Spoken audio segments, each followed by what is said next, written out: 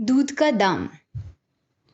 अब बड़े बड़े शहरों में दाइयाँ, नर्सें और लेडी डॉक्टर सभी पैदा हो गई हैं, लेकिन देहातों में जच्चे खानों पर अभी तक भंगीनों का ही प्रभुत्व है और निकट भविष्य में इसमें कोई तब्दीली होने की आशा नहीं। बाबू महेश नाथ अपने गांव के जमींदार थे, शिक्षित थे और जच्चे खानों में सुधार की आवश्यकता को मानते थे। लेकिन इनमें से जो बाधाएं थी उन पर कैसे विजय पाते? कोई नर्स देहात में जाने पर राजी न हुई और बहुत कहने सुनने पर से जो राजी भी हुई तो इतनी लंबी चौड़ी फीस मांगी कि बाबू साहब को सिर झुककर वापस आने के सिवा कुछ न सूझा। लेडी डॉक्टर के पास जाने की उन्हें हिम्मत ही न पड़ी। उसकी फीस पूरी करने के लिए तो शायद बाबू साहब को अपनी आधी जायदाद बेचनी पड़ती। इसलिए जब 3 कन्याओं के बाद वह चौथा लड़का पैदा हुआ तो फिर वही गूदड़ था और वही गूदड़ की बहू।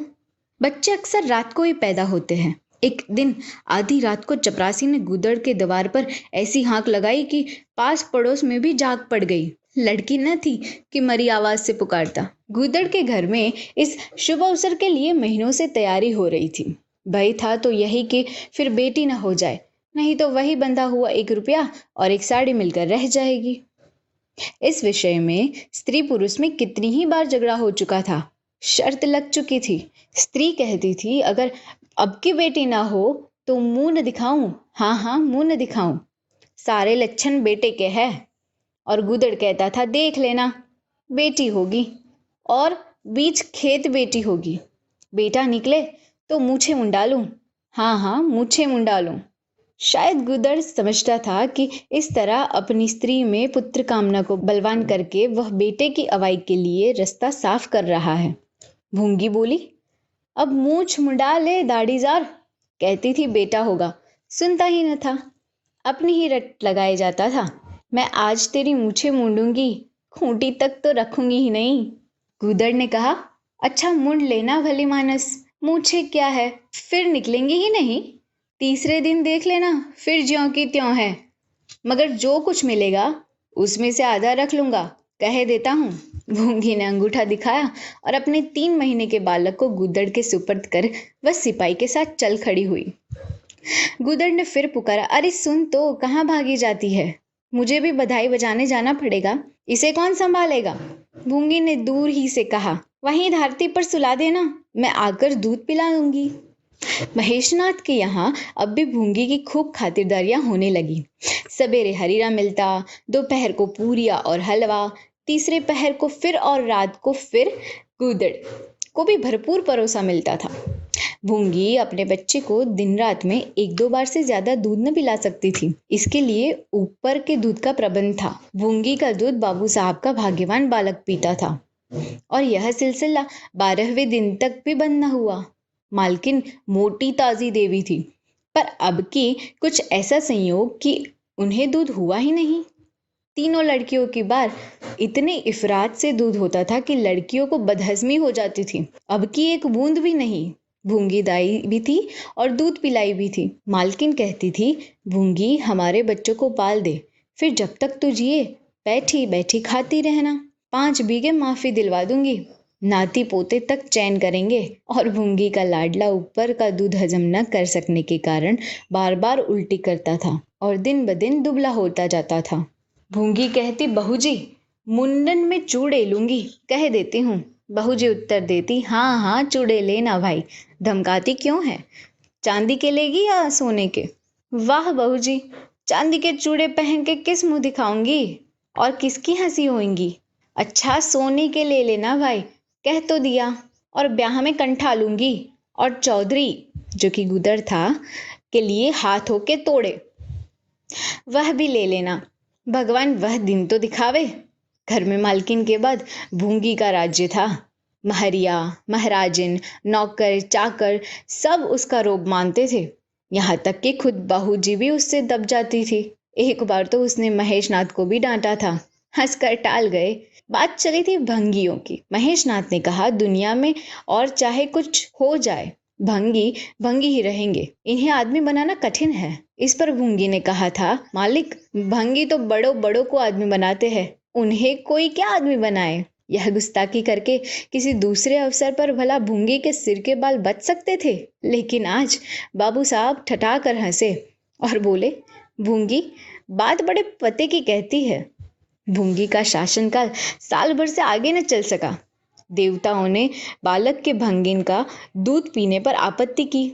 मोटेराम शास्त्री तो प्रायश्चित तक का प्रस्ताव कर बैठे। दूध तो छुड़ा दिया गया, लेकिन प्रायश्चित की बात हंसी में उड़ गई। महेशनाथ ने कहा, प्रायश्चित की खूब कही शास्त्री जी। कल तक उसी भंगिन का खून पीकर पला, अब उसमें छूत घुस गई। वाह रे आपका धर्म। शास्त्री जी शिखा फटकार करके बोले, यह सत्य है। वह कल भंगिन का रक्त पीकर पला, मांस खाकर पला। यह भी सत्य है, लेकिन कल की बात कल थी, आज की बात आज। जगन्नाथपुरी में छूत अछूत सब एक पंगत में खाते हैं, पर यहाँ तो नहीं खा सकते। बीमारी में तो हम भी कपड़े पहने खा लेते हैं, खिचड़ी तक खा लेते हैं बाबूजी, लेकिन अच्छे हो जाने पर तो नियम का पालन करना ही पड़ता है। आप धर्म की बात ही न्यारी है। तो इसका यह अर्थ है कि धर्म बदलता रहता है, कभी कुछ कभी कुछ। और क्या, राजा का धर्म अलग, प्रजा का धर्म अलग, अमीर का धर्म अलग, गरीब का धर्म अलग। राजे महाराजे जो चाहे खाए, जिसके साथ चाहे खाए, जिसके साथ चाहे शादी ब्याह करे, उनके लिए कोई बंधन नहीं है। समर्थ पुरुष है, बंधन तो मध्य वालों के लिए है। प्रायश्चित तो न हुआ, लेकिन भूंगी को गद्दी से उतरना पड़ा। हाँ, दान दक्षिणा इतनी मिली कि वह अकेले ले न जा सकी, और सोने के चूड़े भी मिले। एक की जगह 2 नई सुंदर साड़ियां, मामूली नैनसुख की नहीं, जैसी कि लड़कियों के बार मिली थी। इस साल प्लेग ने जोर बांधकर गुदड़ को पहले ही चपेट में ले लिया। भूंगी अकेली रह गई, पर गृहस्थी की ज्यों की त्यों चलती रही। लोग ताक लगाए बैठे थे कि भूंगी अब के गई। फला भंगी से बात हुई, फला चौधरी आए, लेकिन भूंगी कहीं ना आई न कहीं गई। यहाँ तक कि 5 साल बीत गए और उसका बालक मंगल दुर्बल और सदा रोगी रहने पर भी दौड़ने लगा। सुरेश के सामने पिद्दी सा लगता था। एक दिन भूंगी महेशनाथ के घर का परनाला साफ कर रही थी। महीनों से गलीज जमा जो हो रहा था। आंगन में पानी भरा रहने लगा था। परनाले में एक लंबा मोटा बांस डालकर जोर से हिला रही थी। पूरा दाहिना हाथ परनाले के अंदर था कि एकाएक उसने चिल्लाकर हाथ बाहर निकाला, और उसी वक्त एक काला सांप परनाले से निकलकर भागा। लोगों ने दौड़कर उसे मार तो डाला, लेकिन भूंगी को बचा न सके। समझे, पानी का सांप है, विषैला नहीं होगा, इसीलिए पहले कुछ गफलत की गई। जब विष देह में फैल गया और लहरें आने लगी, तब पता चला कि वह पानी का सांप नहीं, गेहूंवन था। मंगल अब अनाथ था। दिन भर महेश बाबू के द्वार पर मंडराया करता। घर में जूठन इतना बचता था कि ऐसे ऐसे 10-5 बालक पल सकते थे। खाने की कोई कमी न थी। हाँ, उसे तब बुरा जरूर लगता था जब उसे मिट्टी के कटोरों में ऊपर से खाना दिया जाता था। सब लोग अच्छे अच्छे बर्तनों में खाते थे, उसके लिए मिट्टी के कटोरे। यों उसे इस भेदभाव का बिल्कुल ज्ञान न था। लेकिन गांव के लड़के चिढ़ा चिढ़ा कर उसे उसका अपमान करते रहते थे। कोई उससे अपने साथ खेलता भी न था। यहाँ तक कि जिस टाट पर वह सोता था वह भी तो अछूत था। मकान के सामने एक नीम का पेड़ था, इसी के नीचे मंगल का डेरा था। एक फटा सा टाट का टुकड़ा, 2 मिट्टी के कटोरे और एक धोती, जो सुरेश बाबू की उतारन थी। जाड़ा, गर्मी, बरसात, हर एक मौसम में वह जगह एक सी आरामदेह थी। और भाग्य का बली मंगल झुलसती हुई लू, गलते हुए झाड़े और मूसलाधार वर्षा में भी जिंदा और पहले से कहीं स्वस्थ था। बस उसका कोई अपना था तो वह गांव का एक कुत्ता, जो अपने सहवर्गियों के जुल्म से दुखी होकर मंगल की शरण आन पड़ा था। दोनों एक ही खाना खाते, एक ही टाट पर सोते। तबीयत भी दोनों की एक सी ही थी और दोनों एक दूसरे के स्वभाव तक को जान गए थे। कभी आपस में झगड़ा न होता। गांव के धर्मात्मा लोग बाबू साहब की इस उदारता पर आश्चर्य करते। ठीक द्वार के सामने 50 हाथ भी न होगा। मंगल का पड़ा रहना 16 आने धर्म विरुद्ध जान पड़ा। छी, यही हाल रहा तो थोड़े ही दिनों में धर्म का अंत ही समझो। भूंगी को भी भगवान ने ही रचा है, यह हम भी जानते हैं। इसके साथ हमें किस तरह का अन्याय न करना चाहिए, यह किसे नहीं मालूम। भगवान का तो नाम ही पतित पावन है, लेकिन समाज की मर्यादा भी तो कोई वस्तु है। उस द्वार पर जाते हुए संकोच होता है। गांव के मालिक है, जाना तो पड़ता ही है, लेकिन बस यही समझ लो कि घृणा होती है। मंगल और टॉमी में गहरी बनती थी। मंगल कहता था, देखो भाई टॉमी, जरा और खिसक कर सो, आखिर मैं कहाँ लेटूं? सारा टाट तो तुमने घेर लिया। टॉमी कूं कूं करता, दुम हिलाता और खिसक जाने के बदले और ऊपर चढ़ जाता एवं मंगल का मुंह चाटने लगता। शाम को वह एक बार रोज अपना घर देखने और थोड़ी देर रोने जाता। पहले साल फूस का छप्पर गिर पड़ा, दूसरे साल एक दीवार गिरी और अब केवल आधी आधी दीवारें खड़ी थी, जिनका ऊपरी भाग नोकदार हो गया था। यही उसे स्नेह की संपत्ति मिली थी, वही स्मृति ही आकर्षण, वही प्यार उसे एक बार फिर उस उजड़ में खींच ले जाता था। और टॉमी बार बार उछलकर उसकी गोद में बैठने की असफल चेष्टा करता। एक दिन कई लड़के खेल रहे थे। मंगल भी पहुंचकर दूर खड़ा हो गया। या तो सुरेश को उस पर दया आई या खेलने वालों की जोड़ी पूरी न पड़ती थी, कह नहीं सकते। जो कुछ भी हो, तजवीज की कि आज मंगल को भी खेल में शरीक कर लिया जाए। यहाँ कौन देखने आता है? क्यों रे मंगल, खेलेगा? मंगल बोला, ना भैया, कहीं मालिक देख ले तो मेरी चमड़ी उधोड़ दी जाए। तुम्हें क्या, तुम तो अलग हो जाओगे। सुरेश ने कहा, तो यहाँ कौन आता है देखने बे? चल हम लोग सवार सवार खेलेंगे, तू घोड़ा बनेगा, हम लोग तेरे ऊपर सवारी करके दौड़ाएंगे। मंगल ने शंका की, मैं बराबर घोड़ा ही रहूंगा कि सवारी भी करूंगा, यह बता दो। यह प्रश्न टेढ़ा है, किसी ने इस पर विचार न किया था। सुरेश ने क्षण विचार करके कहा, तुझे कौन अपनी पीठ पर बिठाएगा, सोच। आखिर तू भंगी है कि नहीं? मंगल भी कड़ा हो गया, बोला, मैं कब कहता हूँ कि मैं भंगी नहीं हूँ? लेकिन तुम्हें मेरी माँ ने अपना दूध पिलाकर पाला है। जब तक मुझे भी सवारी करने को न मिलेगी, मैं घोड़ा न बनूंगा। तुम लोग बड़े चधड़ हो, आप तो मजे से सवारी करोगे और मैं घोड़ा ही बना रहूं। सुरेश ने डांट कर कहा, तुझे घोड़ा बनना पड़ेगा। और मंगल को पकड़ने दौड़ा। मंगल भागा, सुरेश ने दौड़ाया। मंगल ने कदम और तेज किया। सुरेश ने भी जोर लगाया, मगर वह बहुत खा खाकर थुल हो गया था और दौड़ने में उसकी सांस भी फूलने लगती थी। आखिर उसने रुककर कहा, आकर घोड़ा बनो मंगल, नहीं तो कभी पा जाऊंगा तो बुरी तरह पीटूंगा। तुम्हें भी घोड़ा बनना पड़ेगा।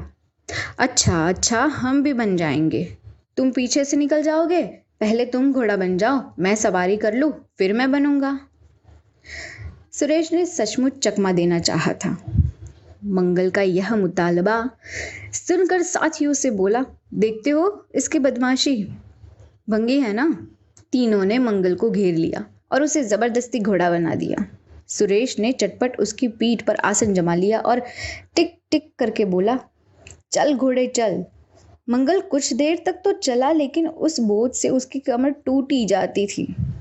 उसने धीरे से पीठ सिकोड़ी और सुरेश की रान से नीचे से सिरक गया। सुरेश महोदय लत से गिर पड़े और भोंपू बजाने लगे। माँ ने सुना सुरेश कहीं रो रहा है। सुरेश कहीं रोए तो उनके तेज कानों में जरूर भनक पड़ जाती थी, और उसका रोना भी बिल्कुल निराला था, जैसे छोटी लाइन के इंजन की आवाज। महरी से बोली, देख तो सुरेश कहीं रो रहा है, पूछ तो किसने मारा है। इतने में सुरेश खुद आंखें मलता हुआ आया। उसे जब रोने का अवसर मिलता था तो वो माँ के पास फरियाद लेकर जरूर आता था। माँ मिठाई या मेवे देकर आंसू पोंछ देती थी। आप थे तो 8 साल के, मगर थे बिल्कुल गावदी। हद से ज्यादा प्यार ने उसकी बुद्धि के साथ वही किया जो हद से ज्यादा भोजन ने उसकी देह के साथ। माँ ने पूछा, क्यों रोता है सुरेश, किसने मारा? सुरेश ने रोकर कहा, मंगल ने छू दिया। माँ को विश्वास न आया। मंगल इतना निरीह था कि उससे किसी तरह की शरारत की शंका न होती थी, लेकिन जब सुरेश कस्में खाने लगा तो विश्वास करना लाजिम हो गया। मंगल को बुलाकर डांटा, क्यों रे मंगल, अब तुझे बदमाशी सूझने लगी? मैंने तुझसे कहा था सुरेश को कभी मत छूना, याद है कि नहीं, बोल। मंगल ने दबी आवाज से कहा, याद क्यों नहीं है? तो फिर तूने उसे क्यों छुआ? मैंने नहीं छुआ। तूने नहीं छुआ तो वह रोता क्यों था? गिर पड़े इसलिए रोने लगे। चोरी और सीना जोरी? देवी जी दांत पीस कर रह गई। मारती तो उसी दम स्नान करना पड़ता, छड़ी तो हाथ में लेनी ही पड़ती, और छूत का विद्युत प्रवाह इस छड़ी के रास्ते उनकी देह में व्यवस्थ हो जाता। इसीलिए जहां तक गालियां दे सकी दी और हुक्म दिया, अब भी के अब भी यहां से निकल जा। फिर जो इस द्वार पर देखा, तेरी सूरत नजर आई तो खून पी जाऊंगी। मुफ्त की रोटियां खा खा कर शरारत सूझती है आदि। मंगल में गैरत तो क्या थी, हाँ डर था। चुपके से अपने सकोरे उठाए, टाट का टुकड़ा बगल में दबाया, धोती कंधों पर रखी और रोता हुआ वहां से चल पड़ा। अब वह यहां भी कभी ना आएगा। यही तो होगा कि भूखों मर जाएगा। क्या हरज है, इस तरह जीने से फायदा ही क्या। गांव में उसके लिए और कहाँ ठिकाना था। भंगी को कौन पनाह देता। उसी खंडहर की ओर चला जहां भले दिनों की स्मृतियां उसके आंसू पोंछ सकती थी, और खूब फूट फूट कर रोया। उसी क्षण टामी भी उसे ढूंढता हुआ पहुंचा और दोनों फिर अपनी व्यथा भूल गए। लेकिन ज्यों ज्यों दिन का प्रकाश क्षीण होता जाता था, मंगल की ग्लानि भी क्षीण होती जाती थी। बचपन को बेचैन करने वाली भूख देह का रक्त पी पी कर और भी बलवान होती जाती थी। आंखें बार बार कसरों की ओर उठ जाती थी। वहां अब तक सुरेश की जूठी मिठाइयां मिल गई होती, यहाँ क्या दूल फांके। उसने टॉमी से सलाह की, खाओगे क्या टॉमी, मैं तो भूखा लेटा रहूंगा। टॉमी ने कूं कूं करते शायद कहा, इस तरह का अपमान तो जिंदगी भर सहना है। यो हिम्मत हारोगे तो कैसे काम चलेगा। मुझे देखो ना, कभी किसी ने डंडा मारा, चिल्ला उठा, फिर जरा देर बाद दुम हिलाता हुआ उसके पास जा पहुंचा। हम तुम दोनों इसीलिए बने हैं भाई। मंगल ने कहा तो तुम जाओ, जो कुछ मिले खा लो, मेरी परवाह न करो। टॉमी ने अपनी श्वान भाषा में कहा, अकेला नहीं जाता, तुम्हें साथ लेकर चलूंगा। मैं नहीं जाता तो मैं भी नहीं जाता। भूखों मर जाओगे तो क्या, तुम जीते रहोगे। मेरा कौन बैठा है जो रोएगा। यहाँ भी वही हाल है भाई। कुआर में जिसको तियार से प्रेम किया था उसने बेवफाई की और अब कल्लू के साथ है। खैरियत यही हुई कि अपने बच्चे लेती गई, नहीं तो मेरी जान घाटे में पड़ जाती। 5-5 बच्चों को कौन पालता। एक क्षण के बाद भूख ने एक दूसरी युक्ति सोच निकाली। मालकिन हमें खोज रही होंगी क्या टॉमी। और क्या, बाबूजी और सुरेश खा चुके होंगे।